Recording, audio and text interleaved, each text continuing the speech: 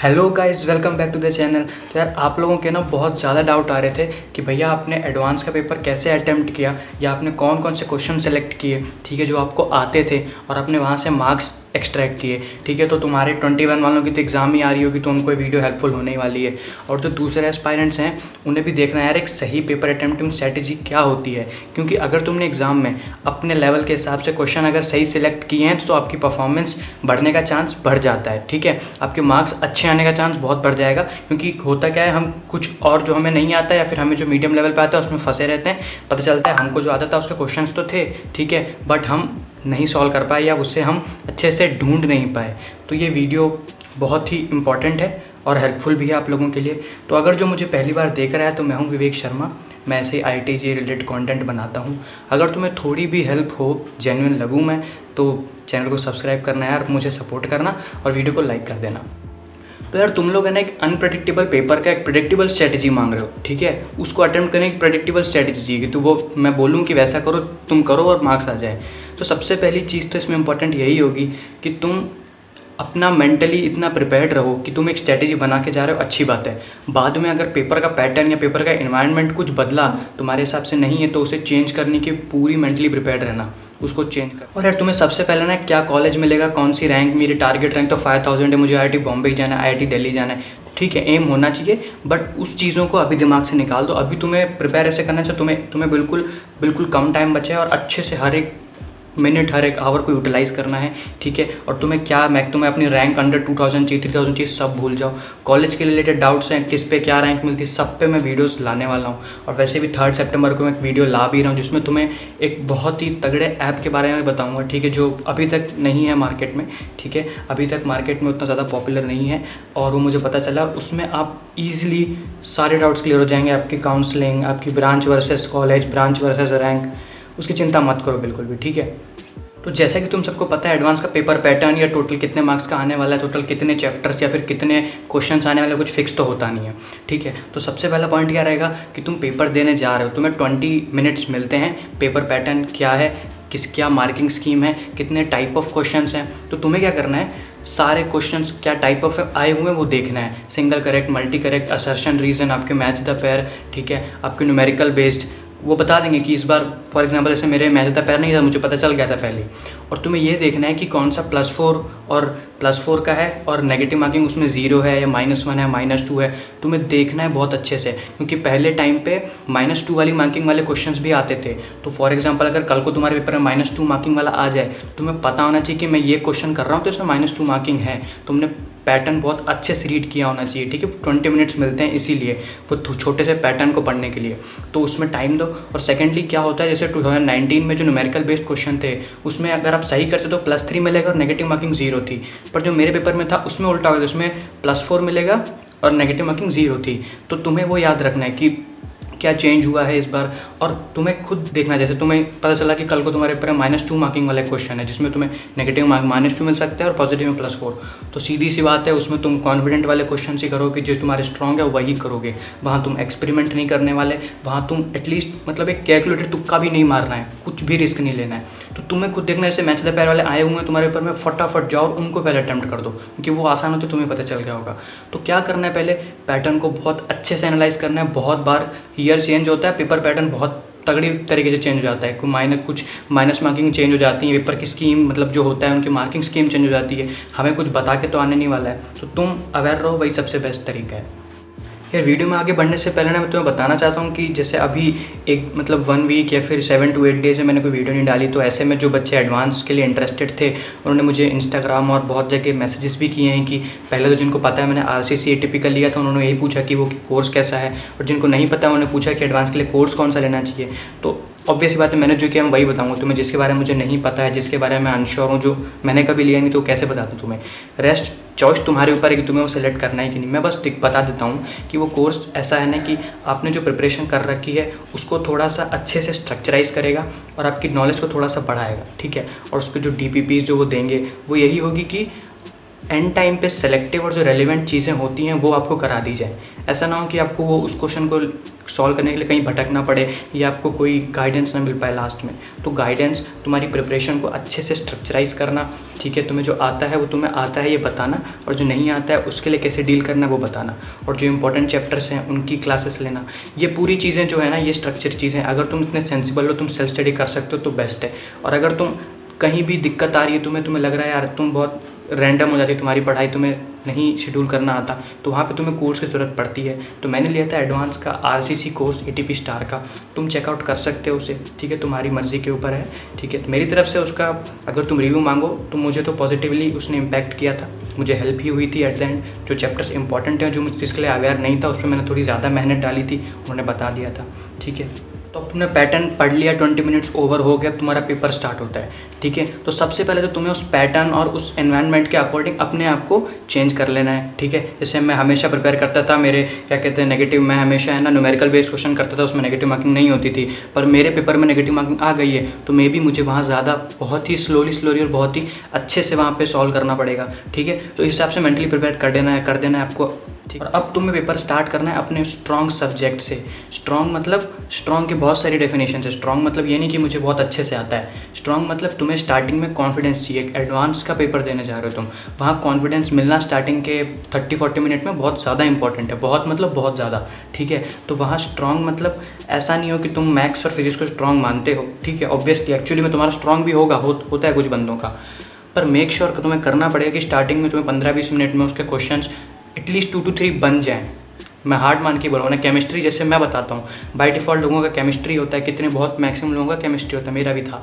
तो उसमें मैं पेपर भी दिखाऊंगा, अभी लाइव एग्जांपल्स बताऊंगा, तो तुम्हें दिख जाएगा कि वहाँ पे स्टार्टिंग के ही क्वेश्चन से मुझे कितना कॉन्फिडेंस मिल गया, मैंने धड़ाधड़ टिक के इनऑर्गेनिक और ऑर्गेनिक के सॉल्व करके। तो अगर तुम फिजिक्स को मान रहे हो अपना स्ट्रॉन्ग, तो मेक श्योर करना पड़ेगा कि स्टार्ट कर रहे हो और स्टार्टिंग के 4-5 क्वेश्चन तुमसे बने, उस लेवल का स्ट्रॉन्ग होना चाहिए। वरना केमिस्ट्री पा जाओ, केमिस्ट्री तो ओपन ही है यार, मेहनत करोगे उसमें रिवॉर्ड भी मिलना है। तो तुम्हें भी स्क्रीन पे ना मेरा केमिस्ट्री का पेपर दिख रहा होगा, ठीक है, जो मेरा 2020 में था। तो जब मैंने स्टार्ट किया तो एक्चुअली में जो पेपर है उसमें जो क्वेश्चन जिस सीक्वेंस में, मेरे उस सीक्वेंस में नहीं थे, उल्टा पुल्टा सीक्वेंस होता है। वो तो चाहते हैं कि तुम्हारे स्टार्टिंग में हार्ड क्वेश्चन डाल दिया जाए और तुम अटक जाओ, तो ठीक है, उसके लिए भी प्रिपेयर करना है तुम्हें, क्योंकि यहाँ पे मैं सीक्वेंस चेंज करके नहीं दिखा सकता, जो पैटर्न है वही दिखा सकता हूँ, पर क्वेश्चन अच्छे से बता सकता हूँ कि क्या कौन से तुम्हें सेलेक्ट करना है। जैसे तुम सेक्शन में देख रहे होगे, ठीक है, पहला क्वेश्चन हटा दो, लगातार इनऑर्गेनिक ऑर्गेनिक इनऑर्गेनिक ऑर्गेनिक, मतलब आप एक बार स्टार्ट करो ना अपनी पेस पे, और तुमने सब पढ़ा हुआ है, खटाखट क्वेश्चन पढ़ा, ब्रेन ने रेस्पॉन्स किया, टिक किया, क्वेश्चन पढ़ा, ऑर्गेनिक में थोड़ा सॉल्व किया, टिक किया। मैंने सेक्शन 1 तो एक गो में सॉल्व कर लिया। अगर 30 to 40 मिनट में कॉन्फिडेंस चाहिए था ना, जो आई थिंक वो मेरे अंदर बहुत अच्छे से आ गया था, मुझे जो लगता है कि बहुत अच्छे से आ गया था। और फर्स्ट पेपर तो मुझे बहुत ही अच्छा गया था मेरा फर्स्ट पेपर, फर्स्ट पार्ट जो था, ठीक है। तो तुम्हें बता दिया मैंने केमिस्ट्री कैसे रोल प्ले करेगा। और तुम अगर न्यूमेरिकल और तुम सेक्शन मतलब मल्टी कैरेट वाले में भी देखोगे ना, तुम्हें दिख रहा होगा वो क्वेश्चंस मेरे लेवल के थे, मैंने इतनी प्रिपरेशन कर रखी थी, मैंने इनऑर्गेनिक पढ़ रखी थी, ऑर्गेनिक पढ़ रखी थी कि मुझसे सॉल्व हो जा रहे। अब कॉन्फिडेंस बिल्ड करने की स्टेज 2 जो है, ठीक है, उस पर आते हैं। अब मुझे पता है कि फिजिक्स मैथ्स में से मेरा स्ट्रॉन्ग है फिजिक्स, बट मुझे पता है कि फिजिक्स ज़रूरी नहीं जो मैंने स्ट्रॉन्ग हैं उनके क्वेश्चन हो भी पाए, क्योंकि वहाँ मल्टी कैरेट के चांसेस ज़्यादा होते हैं। अब मैथ्स में क्या है कि मुझे वेक्टर 3D, फंक्शंस, लिमिट्स, ठीक है, मैट्रिक्स हो गया, ऐसे चैप्टर तो हैं जो मैं कुछ भी क्वेश्चन है मैं सॉल्व कर दूंगा, इतना कॉन्फिडेंस था मुझे। तो मैं पहले गया मैथ्स पे और इनके क्वेश्चंस मैंने ढूंढ में कर दिए, तो मैं स्क्रीन पे दिख भी रहे होंगे, ठीक है, जो मुझे बिल्कुल स्ट्रॉन्ग, मतलब आंख बंद करके मैं बोल सकता हूँ कि इनके क्वेश्चन मैं इस पर शर्त लगा सकता हूँ हो जाएंगे मुझसे। तो मैं दिख रहा होगा वेक्टर 3D के आपके जो नॉर्मल होते हैं आपके फंक्शंस, लिमिट्स, कंटिन्यूटी, ठीक है, इनके करता गया मैं। और भी हैं वजह से, ठीक है, आपके वो ट्रिग्नोमेट्री हो गया, इनके करता गया मैं एक गो में, जो मेरे बिल्कुल स्ट्रॉन्ग चैप्टर्स हैं। तो उसमें मुझे काफ़ी अच्छा कॉन्फिडेंस बिल्डअप हुआ, खास करके मैथ्स में, जबकि मैथ्स मेरा थर्ड, मतलब वीक तो नहीं बोलूँगा, पर प्रायोरिटी में सबसे थर्ड आता है, मतलब अगर स्ट्रॉन्ग की बात करें तो।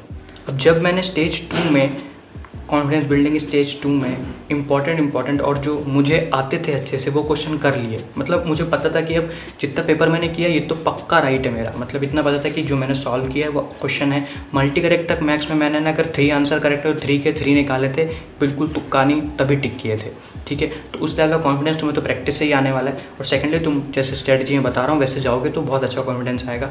तो अब मैंने बाकी के, ऐसा नहीं बाकी के मेरे को आता ही नहीं था, बाकी का आता था, बट मैंने क्या कहा, मैं जिसमें बिल्कुल ही स्ट्रॉन्ग वो वाले किए, अब वो करके मैं फिजिक्स पे जंप हो गया। अब फिजिक्स अगर तुम्हें स्क्रीन पे दिख रहा हो ना, तो उसमें पहला क्वेश्चन है रोटेशन। रोटेशन ऐसा नहीं बिल्कुल नहीं आता था, उतना स्ट्रांग नहीं था।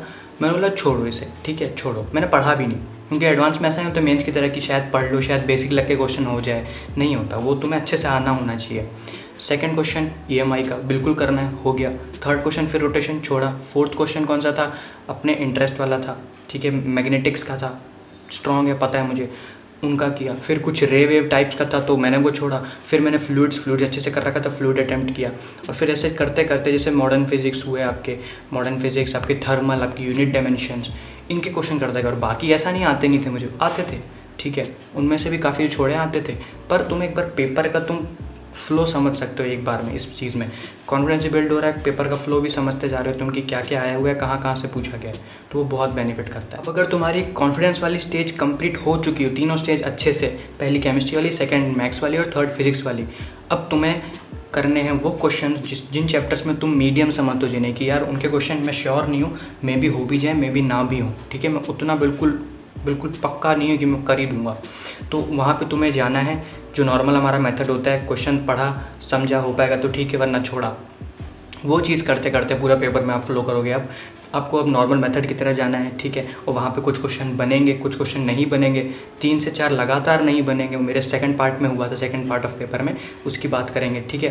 तो उसमें तुम्हें ब्रेक डाउन नहीं होना है, तुम्हें पता है कि पूरा पेपर बिल्कुल हार्ड लेवल का नहीं होगा। अगर तुम मेहनत करके जा रहे हो तो तुमसे क्वेश्चन बनेंगे, ये चीज़ समझो, और तुम्हें वो क्वेश्चन कहाँ हैं जो तुमसे बनने वाले हैं, उन्हें ढूंढने का ट्राई करो, ना कि वहाँ गिव अप करके बैठ जाओ। अब फर्स्ट पेपर ख़त्म हुआ, आपको मिलते हैं 2 आवर्स, ठीक है, 2 आवर्स में आप फ्रेश हो जाओ और लंच वंच करके आप रेडी हो। अब आप दे रहे हो सेकंड पार्ट ऑफ पेपर, उसमें वही कि स्ट्रेटजी तो वही रहने वाली है, स्टेजेस 1 2 3, ठीक है। पर अब ये स्ट्रेटजी काम करेगी ज़रूरी नहीं, क्योंकि मैंने बोला कि मैं आँख बंद करके बोल सकता हूँ मैग्नेटिक्स मेरा बिल्कुल स्ट्रॉन्ग है, पर क्या पता पेपर का सबसे हार्डेस्ट क्वेश्चन मैग्नेटिक्स से आया हो।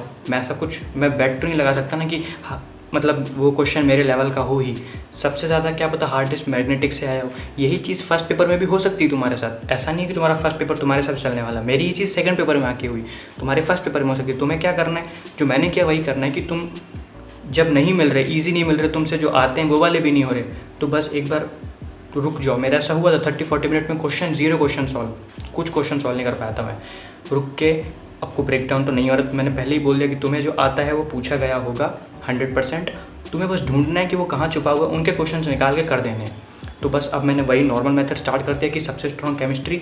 अब तुम्हें केमिस्ट्री का पेपर अगर दिख रहा हो, तो अगर तुम क्वेश्चन दिख रहा होगा ना, मतलब पेपर दिख रहा होगा, तो स्टार्टिंग में हमें कॉन्फिडेंस बिल्ड करना है। हमें क्या देखना है, जल्दी से पढ़ा, जो लग रहा है हुआ वो जल्दी से करके निकलो, ताकि कॉन्फिडेंस चाहिए हमें, तो ठीक है। तो स्टार्टिंग में देखा, फर्स्ट क्वेश्चन को छोड़ के आप देख रहे हो कॉम्ब वाले और पता नहीं क्या क्या है, उसके नीचे आप एक बार में आप इसको डाइजेस्ट नहीं कर पाओगे, एक बार में इसके साथ आप फेमिलियर नहीं होंगे। आपको 2-3 बार पेपर पलटोगे तब पता लगेगा यार ये कॉम वाला सोच के देखता हूँ शायद हो जाए। तो वो हुआ, स्टार्टिंग में केमिस्ट्री के भी नहीं बने, पर वो सेक्शन 1 ही छोड़ दिया मैंने। फिर जब आगे आए हम सेक्शन 2 में आए, जब ऑर्गेनिक दिखा तो उनको करने लगे। मतलब ये क्या मेथड था, यहाँ पे मैंने ऐसा नहीं ढूंढा कि ऑर्गेनिक करते हैं चलो, मैं नॉर्मल मेथड दिया, क्योंकि मुझे पता है कि यहाँ पे मुझे स्टार्टिंग के बन ही नहीं रहे। तो अब क्या करना है, उनको छोड़ते जाना स्पीड में, बिल्कुल ठीक है, जो नहीं, और तुम्हें अटेम्प्ट तो करना ही। अब तुम बिल्कुल, तुम्हें पता नहीं है ना कि जो तुम्हें नहीं आता है या आता है उससे हार्डेस्ट क्वेश्चन है, ईजीएस्ट क्वेश्चन है, तुम्हें कुछ नहीं पता, पेपर सेट करने वालों को ही पता होगा। तो तुम्हें बस उस टाइम पे एक नॉर्मल स्ट्रेटजी के साथ क्वेश्चन देखा, पढ़ा, हुआ ठीक है, नहीं तो छोड़ा, उसके साथ चलना है। फर्स्ट पेपर की तरह नहीं चलना है, इसमें दोनों में फ़र्क है। अब आगे देखोगे ना आप, सेक्शन कौन सा है, ये सेक्शन 3। सेक्शन 3 में सारे क्वेश्चन बन गए, सारे क्वेश्चन, ये 15th वाला शायद नहीं बना मुझसे, बाकी सारे बन गए। तो यही है कि सेक्शन 3 तक आने तक कितना टाइम लगा होगा, और उसमें कितने अप एंड डाउन आए होंगे बीच में कि क्वेश्चन नहीं हो रहा, क्वेश्चन नहीं हो रहा, क्वेश्चन नहीं हो रहा। सेक्शन 3 में तो लगातार बन गए। तो वही बात है ना कि वो 6 क्वेश्चन तुम्हें भले मिक्सड में मिलते हैं या एक बार में मिल गए, तुम्हें स्टार्टिंग में बहुत दिक्कत आई, तुम्हें बस चलते जाना है, यही सीखना है। सेम फिजिक्स में हो, तुम्हें स्क्रीन पर दिख रहा होगा पेपर की सेक्शन 1 पूरा ही नहीं हुआ मुझसे, लगातार क्वेश्चन 4-5 बने ही नहीं, तो तुम्हें क्या डिमोटिवेट होने वाले हो तुम। पर सेक्शन 2 में आया, सेक्शन 2 भी इतना ईजी नहीं था। तुम स्टार्टिंग में देख के तुम्हें लग रहा होगा कि ये इतना आसान नहीं है, पेपर के प्रेशर में बैठे हुए बंदे से सॉल्व करना, ठीक है। घर पे बैठ के करते हो और एग्जाम बैठे करते हो, मार्क्स का काफ़ी डिफरेंस आता है। तो सेक्शन 2 में बनने लगे मुझसे, ठीक है। सेक्शन 2 मैंने किया, उसमें आपका एक्सरे था, आपका रोटेशन था, आपके एंगल मोमेंटम, ये सब टाइप के क्वेश्चन थे, वर्क एनर्जी पावर लगाया, तो उससे क्वेश्चन होने लगे, ठीक है। सिमिलरली फॉर मैथ्स, ठीक है। तो यही है कि तुम्हें बस, अगर तुम्हारे हिसाब से चीज़ें नहीं चल रही, तुम्हें उसमें अडेप्ट हो जाना है और एक फ्लो पकड़ लेना है कि मैं ऐसे जाऊँगा, हुआ तो ठीक, नहीं तो छोड़ूंगा, ठीक है। और जहाँ तुम श्योर हो कि चैप्टर आता ही नहीं तो उसको तो टच ही नहीं करना है, देख के ही छोड़ देना है। तुम्हें उतना क्लियर रखना है फोकस अपना कि क्या आता है क्या नहीं आता है, उसके बीच की डिफरेंस लाइन तुम्हें अच्छे से पता होनी चाहिए, और क्या पहला अटैम्प्ट करना है, क्या बहुत स्ट्रॉन्ग है, क्या स्ट्रॉन्ग है और क्या मीडियम है। तीनों चीज़ों में बहुत अच्छे से तुम्हें अपने बारे में पता होना चाहिए। ये तुम मॉक टेस्ट देने से सीखोगे, तुम्हें पता है तुमने किसमें ज़्यादा प्रैक्टिस की है, सब तुम्हें पता है, सबका आंसर, ठीक है। तो यार मैंने जो किया था ना, मैंने सब बताया है तुम्हें, तो इसके अलावा कुछ है नहीं। मेनली स्ट्रेटजी यही है कि तुम पहले प्रैक्टिकल रहो, और चेंज करने के लिए अपने माइंडसेट को बिल्कुल ऐसे रखो कि मुझे चेंज करना पड़ सकता है, उस टाइम सोचेंगे जो करना होगा, ठीक है। मॉक टेस्ट में रखो अपनी स्ट्रेटजी, क्या पता चेंज ना करना पड़े, वही स्ट्रेटजी काम आए। तो ऑब्वियसली यार ये सब अनप्रेडिक्टेबल है, ठीक है। तो इन शॉर्ट तुम्हें प्रैक्टिस करनी है, अपनी स्ट्रेटजी डेवलप करनी है।